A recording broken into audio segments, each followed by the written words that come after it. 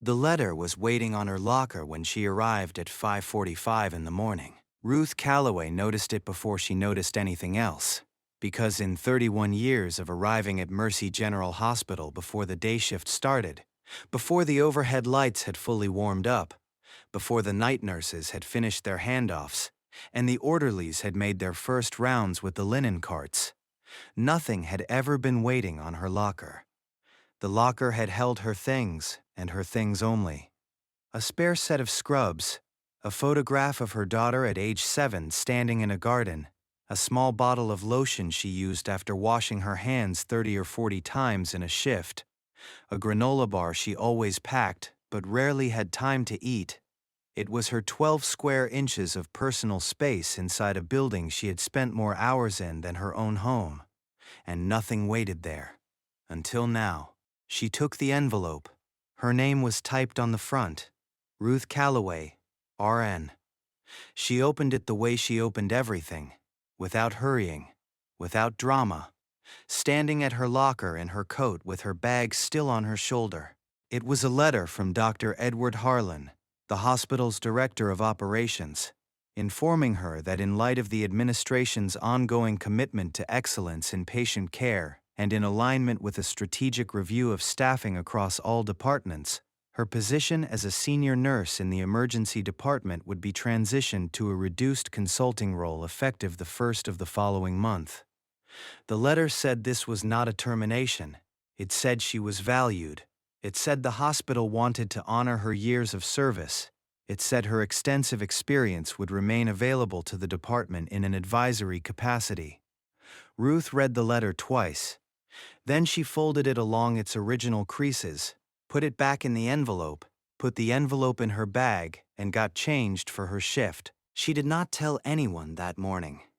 She did not tell Clara, the charge nurse on the overnight shift, who always stayed an extra 15 minutes to brief Ruth on whatever the night had brought in. She did not tell Marcus, the third-year resident who had a habit of tracking her down whenever a situation in the Bay exceeded his current range of experience, which happened more often than he liked to admit, and more often than she ever pointed out. She did not tell Denise at the nurses' station, who had worked alongside her for 11 years, and who would, Ruth knew, react with a volume and ferocity that Ruth did not have the energy for right now. She worked her shift. She did what she always did. At 7:18, a 63-year-old man came in presenting with atypical chest pain and nausea that his wife had assumed was indigestion, and that Ruth, within 90 seconds of looking at him, identified as a STEMI variant based on his pallor, his affect, and a subtle pattern in his arm presentation that the standard intake screening had not flagged. She flagged it. The cath lab was ready in 11 minutes. The cardiologist on call told her afterward, quickly, in the way busy doctors say thank you, that she'd saved him from a conversation nobody wants to have. At 8:50, a child came in with a fever that his parents had been managing at home for 3 days. The triage nurse had documented 102.4 degrees and logged him as non-urgent. Ruth passed the gurney in the hallway and stopped without knowing exactly why she stopped. Some combination of the child's posture and his breathing pattern, and the way his eyes tracked the ceiling rather than the faces around him. She asked the parents 3 questions. She asked them about sensitivity to light. She asked them if he'd been unusually quiet even for a sick child. The parents looked at each other in the way parents look at each other when someone is asking a question they didn't know was important. She had the child examined in under 6 minutes. The result changed his care category entirely. She never told anyone about it. It went in the chart. The morning continued.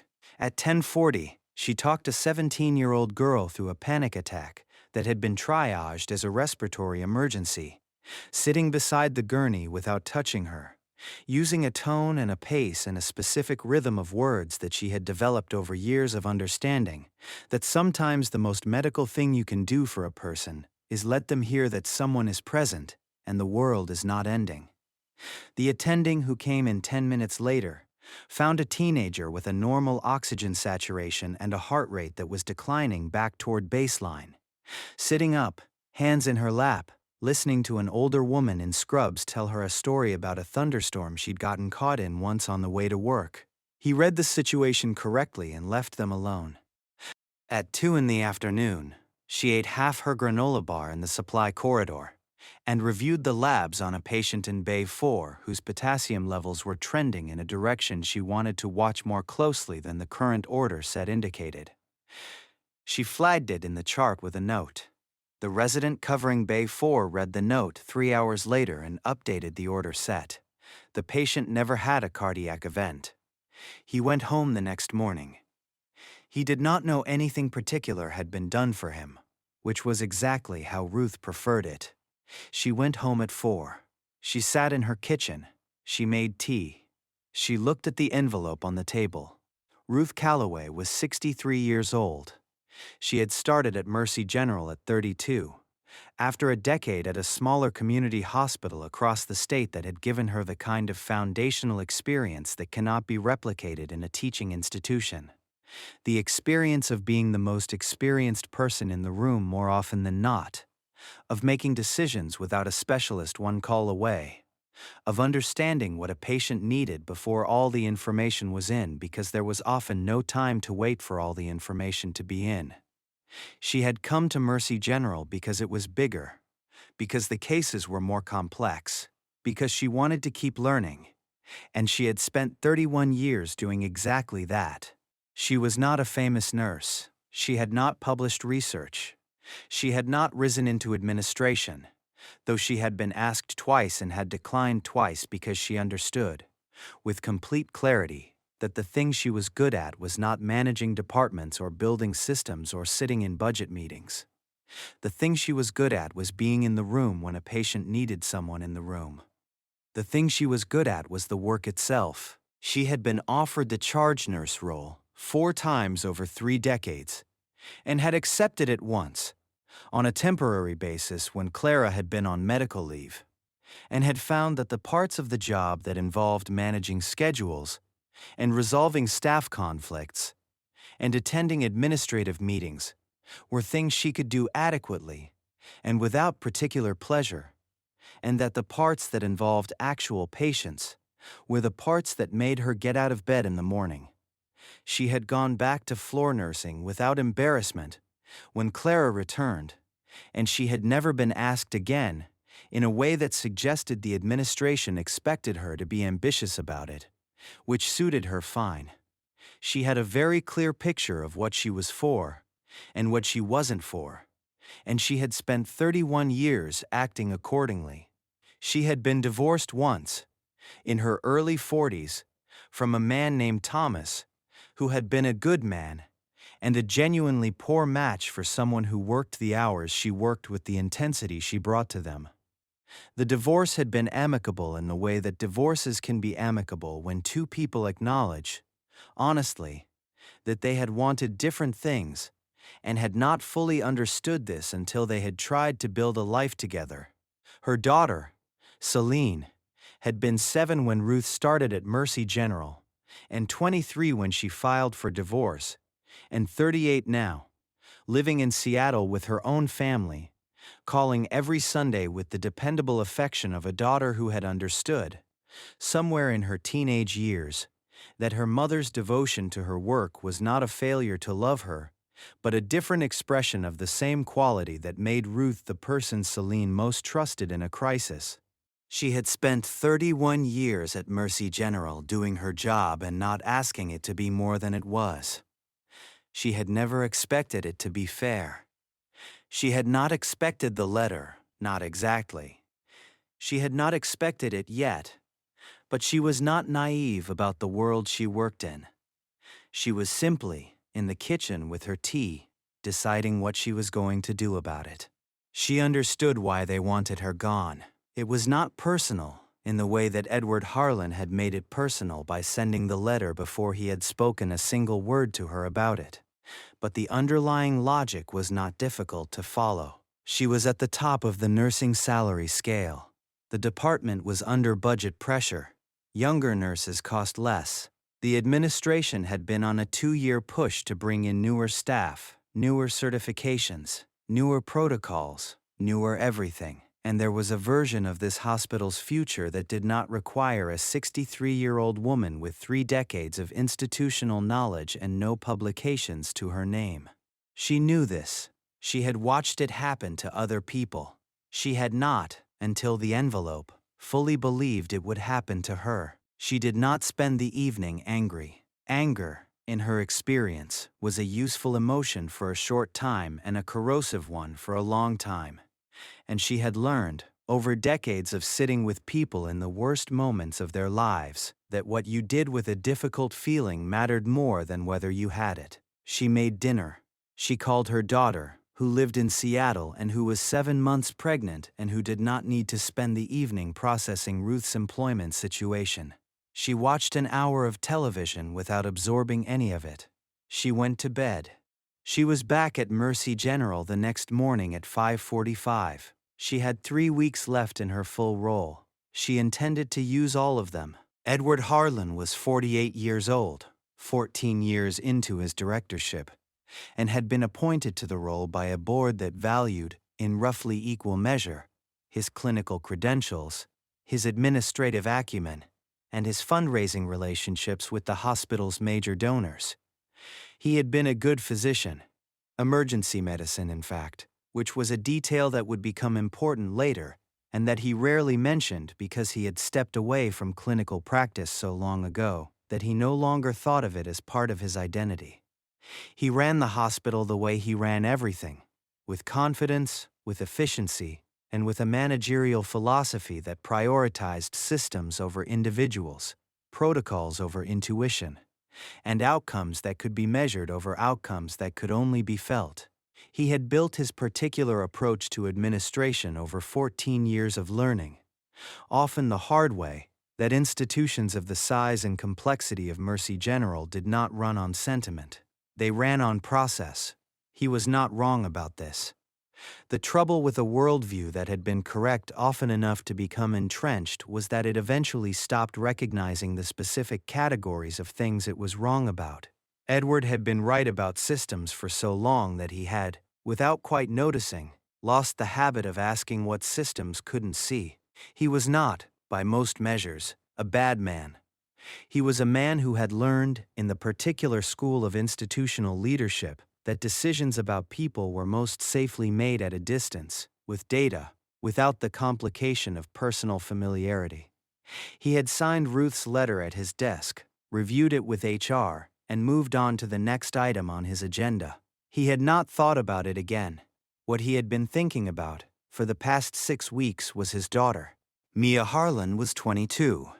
She was in her first year of graduate school, studying environmental policy, and had been living in an apartment near campus 40 minutes from the city. She had been, by her father's account and by most available evidence, healthy. She ran 5 miles 3 times a week, a habit she'd maintained since high school. She cooked most of her own food in the way young people do when they're newly independent and pleasantly surprised to find they enjoy it. She had a large circle of friends and the kind of easy, unforced energy that made people around her feel lighter, the kind of quality that her father had always privately thought she'd gotten entirely from her mother and not at all from him. She was the person Edward Harlan had in mind when he needed to remember that there was a world outside the hospital's budget cycles and board presentations. And she had been this for him since she was born. 6 weeks earlier, Mia had called her father from the floor of her apartment bathroom, where she had ended up after an episode she described as the room spinning so badly she couldn't stand.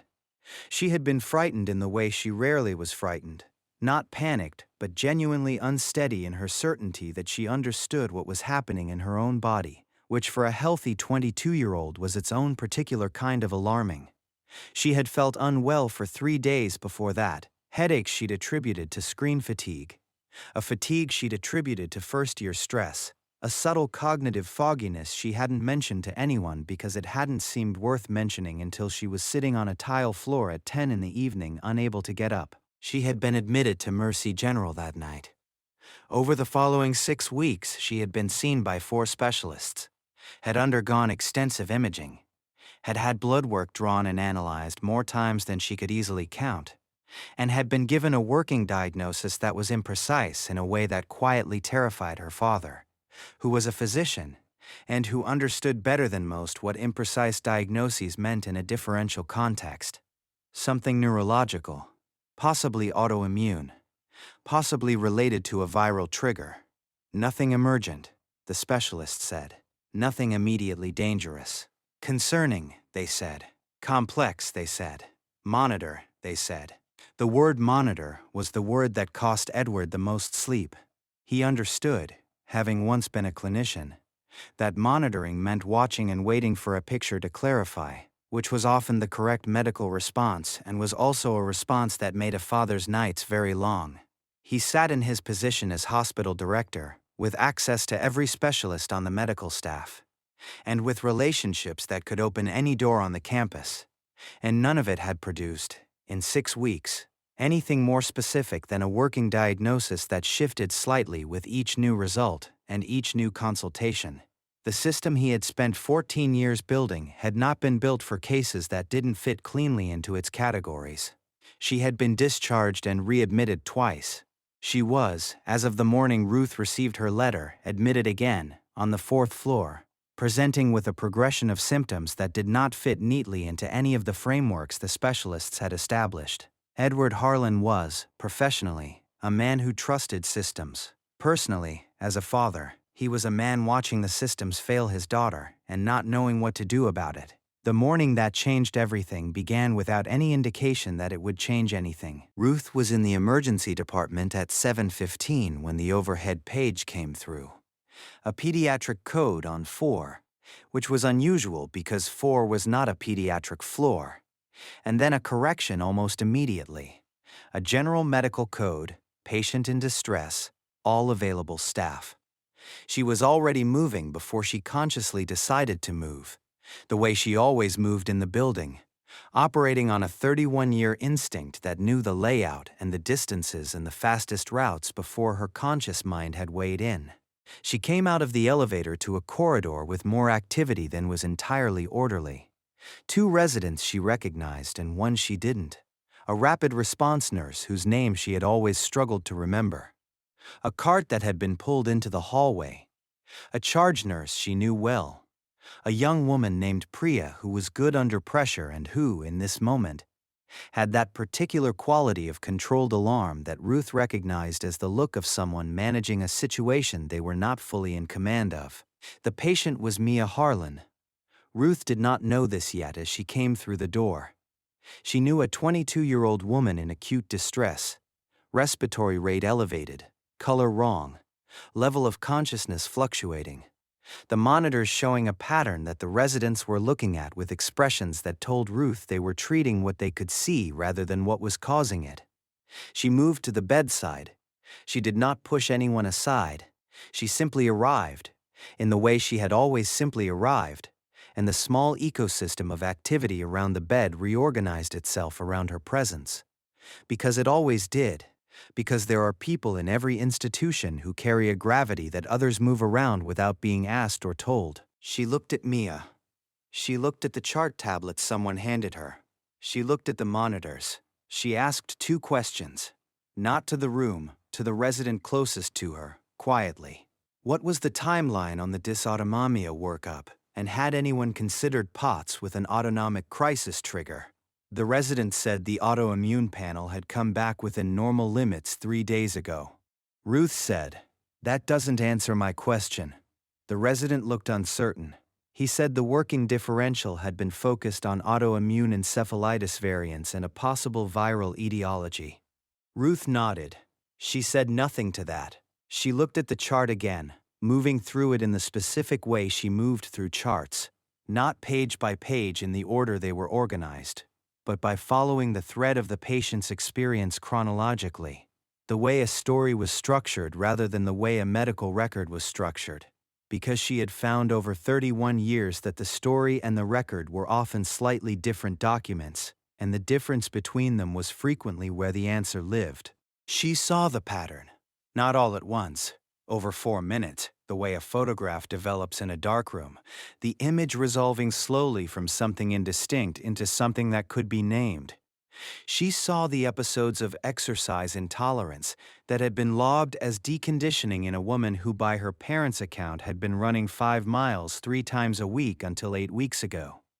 She saw the positional component buried in a nurse's note from the second admission that nobody had elevated into the differential because the nurse who wrote it had been a per diem staff member whose observations did not carry the same institutional weight as an attending's. She saw the heart rate variability data from the telemetry that was charted but had not been formally analyzed because nobody had been looking for what it was showing. She saw the age and the sex and the symptom progression and the specific sequence of what had gotten better in the hospital and what had gotten worse. And she understood that she was looking at a young woman whose autonomic nervous system had been progressively destabilizing in a way that each specialist had been seeing a corner of without seeing the shape. She spent 4 minutes at that bedside. She did not perform the assessment. She conducted it, which is a different thing, a quieter thing, a thing that looks from a distance like simply standing very still and paying close attention, but that is in fact the product of 31 years of accumulated pattern recognition operating at a speed that no protocol document has ever successfully replicated. She spoke to the attending. She did not make demands. She made a recommendation, calm and specific, with a clear clinical rationale that she delivered in the language doctors preferred to receive it in. Precise, referenced, without excess. She recommended an immediate workup for a rare but well-documented autonomic disorder that was frequently missed in young women because its presentation overlapped with anxiety, stress, and half a dozen more common diagnoses that were easier to reach for and harder to argue against. She named 2 specific tests.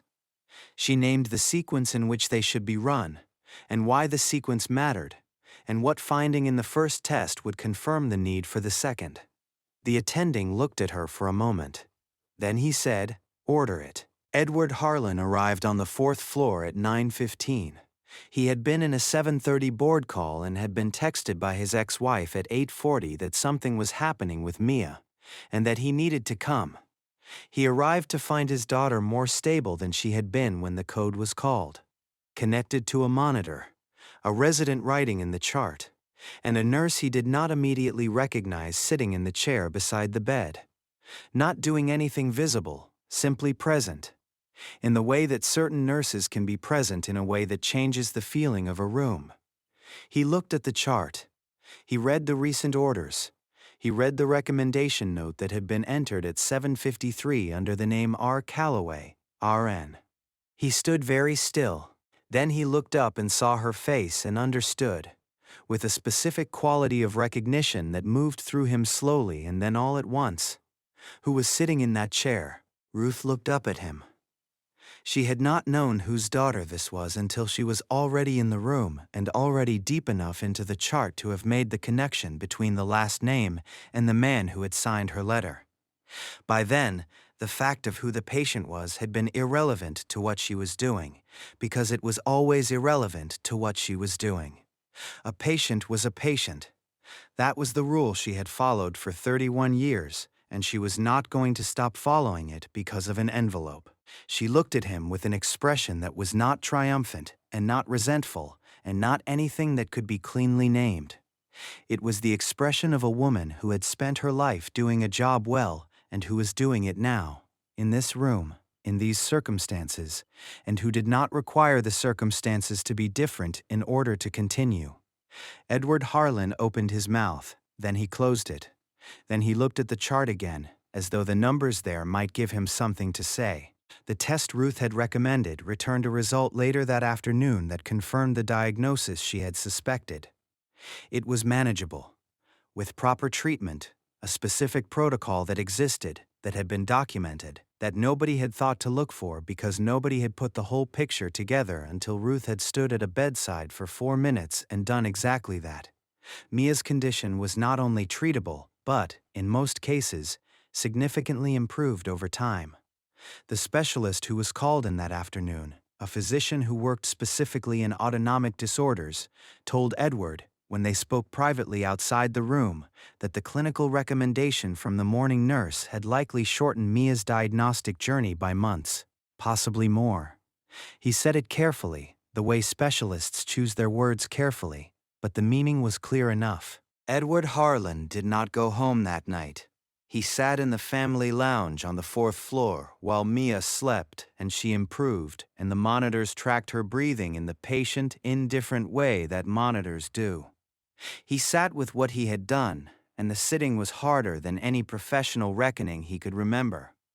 Because the professional reckonings he was accustomed to had stakes that could be quantified and contained and addressed with process. And this one had stakes that were sitting down the hall in a hospital bed with an IV line in her arm, and a diagnosis that a 63-year-old nurse had found in 4 minutes. He was a man accustomed to managing discomfort at a distance, through work, through decision-making, through the forward motion that administration required. There was no forward motion available to him in a family lounge at 11 at night. There was only the stillness and the fact of what he knew, and what he knew was this. He had looked at a woman's years of service and seen a budget line, and the budget line had been more real to him than the person it represented, and he had signed a letter on the basis of that reality without making any attempt to test whether the reality was complete. He thought about the HR process he had designed, the one that flagged senior employees at the top of salary scale for periodic review. He had been proud of that process. It was efficient, it was systematic, it applied to everyone equally without favoritism. He had implemented it 2 years ago, and it had already resulted in 6 transitions of senior staff to reduced roles, and he had reviewed each one and signed each one with the same equanimity with which he signed everything, because the process had produced the recommendation and the process was sound.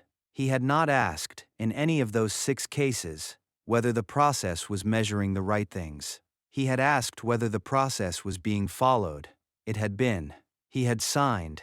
He thought about the letter he had signed without thinking about it twice. He thought about his daughter in the room down the hall.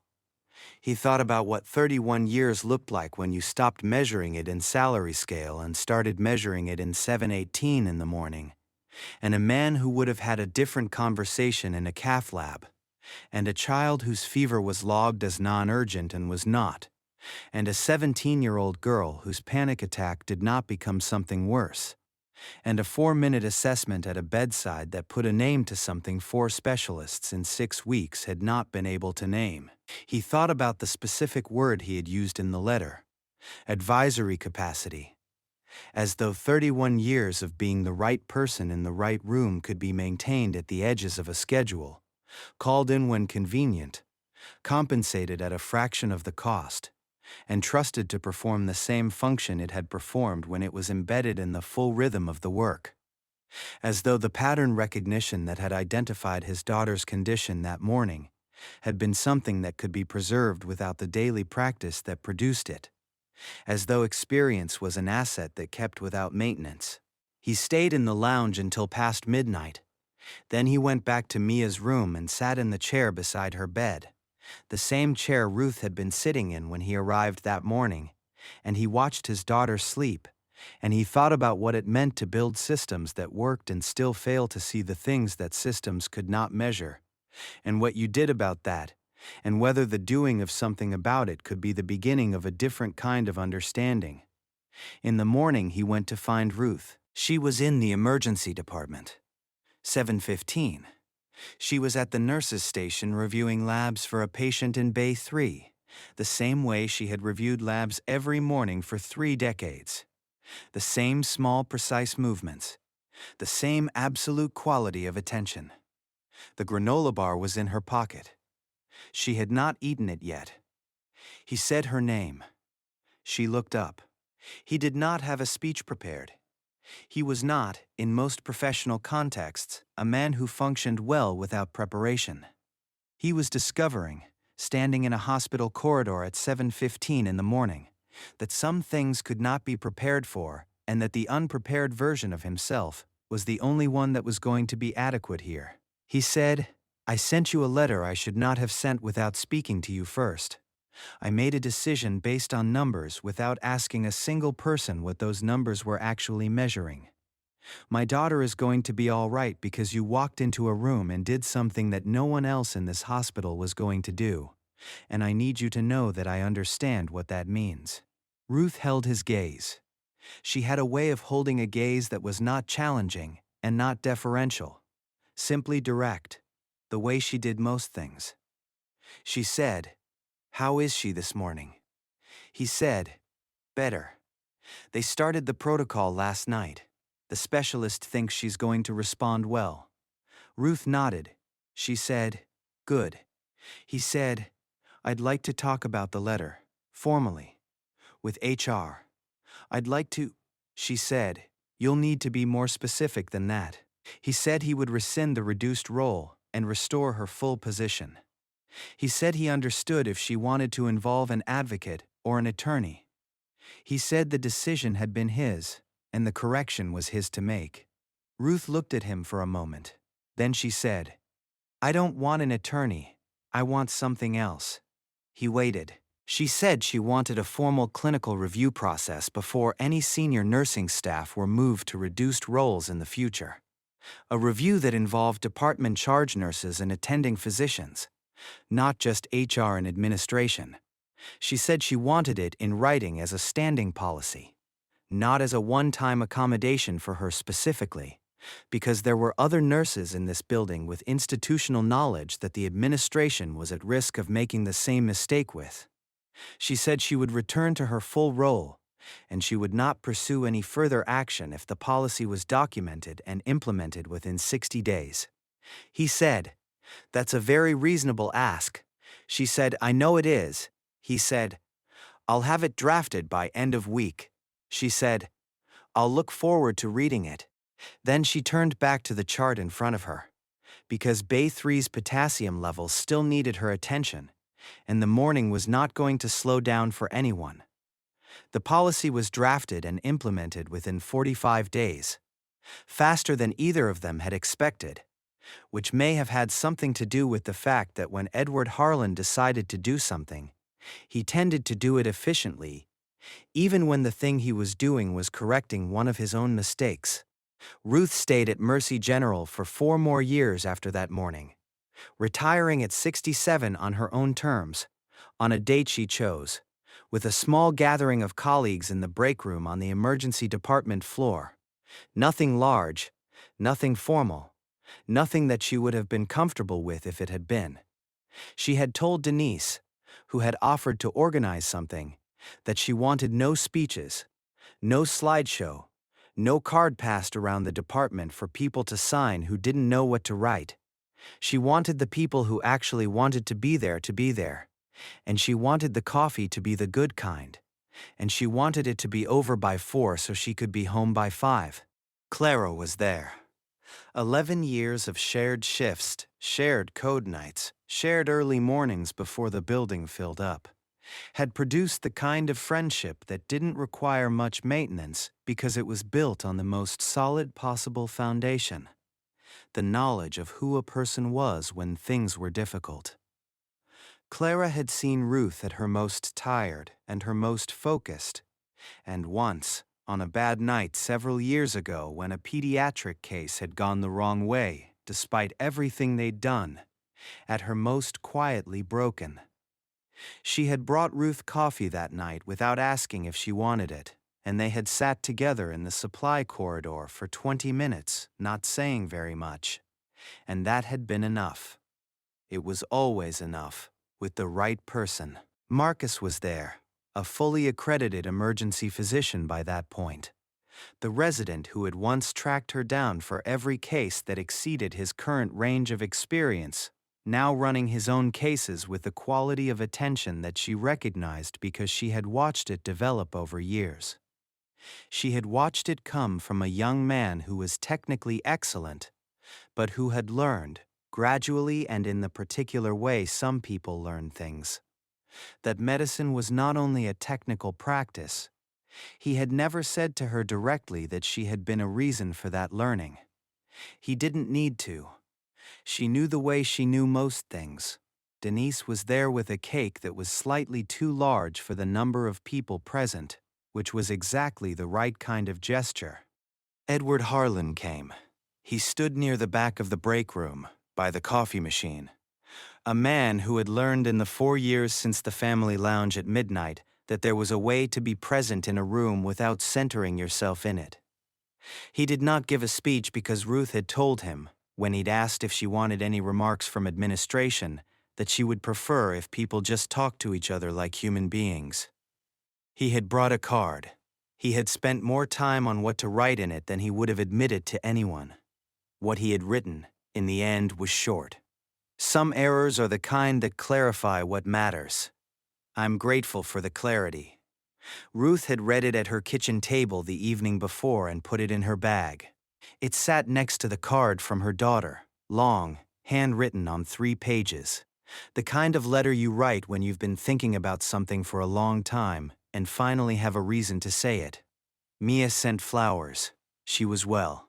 She had finished her graduate degree, was working for an environmental policy nonprofit in Washington, and had made a point, in the card attached to the flowers, of writing the full version of what she knew. That a nurse she had never properly met had walked into a room and changed the course of what her life was going to look like, and that she had never known how to say thank you for something that large, but that she had thought about it every day since and would continue to think about it, and that she hoped Ruth knew.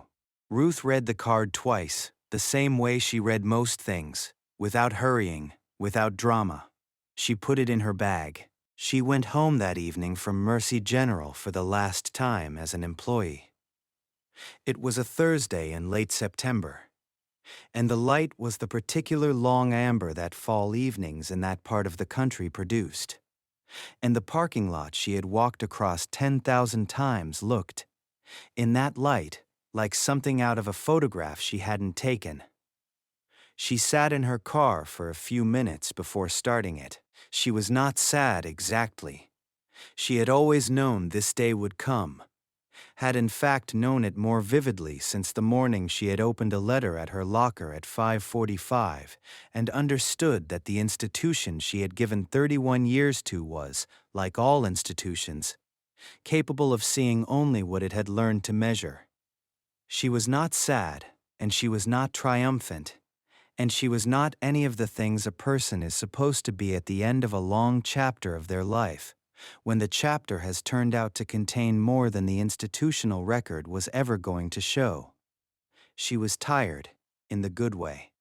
The way you are tired when you have worked very hard for a very long time and the work was real. She started the car. She drove home. She made tea. On her kitchen table, where the envelope had sat 2 years earlier, there was nothing. The granola bar from her pocket went into the bowl where she kept fruit. She ate an apple instead. Outside, the amber light was fading. Somewhere in the city, in a hospital with marble floors in the main corridor and fluorescent lights in the emergency department and lockers along the changing room wall, a night shift was beginning. A charge nurse was doing a handoff. A resident was reviewing charts. The monitors in Bay 4 were tracking a new patient's vitals in the patient, indifferent way that monitors do. And somewhere in the city, a 22-year-old woman who had once been on those monitors was breathing without difficulty, living without complication, working a job she cared about, thinking, maybe not tonight, maybe not every day, but enough, about the 4 minutes that had made that sentence possible. Some people change things quietly, in rooms where no one is watching, at hours when most people are still asleep, with tools that cannot be photographed, or filed or put in a press release. They show up, they pay attention, they see what is in front of them, and they do what needs doing, and they don't ask for the recognition because they learned, a long time ago, that the recognition was never the point. The point was the work. The point was always just the work. This is a fictional story created for entertainment purposes. All characters, companies, locations, and events are entirely invented. Any resemblance to real persons or institutions is coincidental.